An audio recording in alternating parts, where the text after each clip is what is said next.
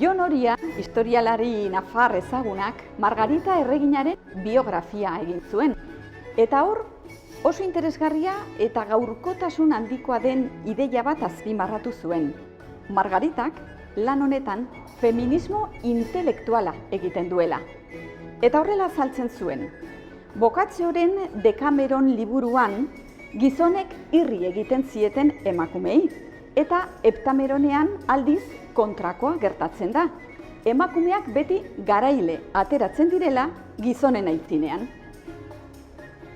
Izurrite batek eragindako konfinamendu batean izan zuen sorrera Heptameronak, eta orain beste itxialdi batean sortu da hori euskarara ekartzeko proiektua.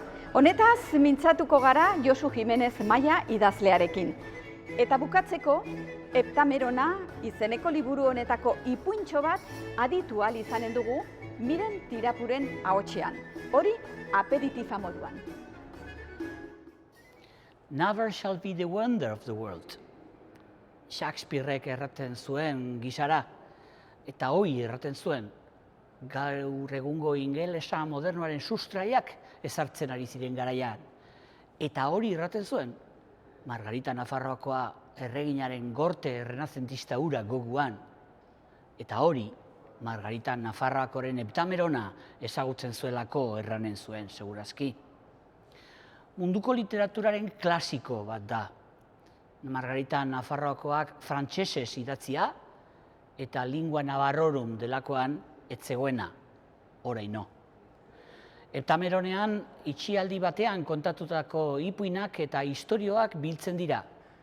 Bitxia da gero, COVID-19 ondoriozko itxialdia baliaturik Heptamerona euskaratzeko egitasmoari ekin zaio.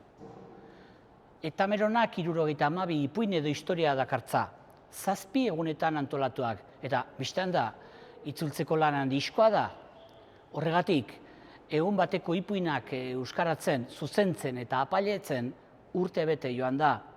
Baina egitasmo izatetik proiektu izatera urratsa itzina eman dugu. Segidan, horren erokusgarri, Heptameronaren ipuin bat.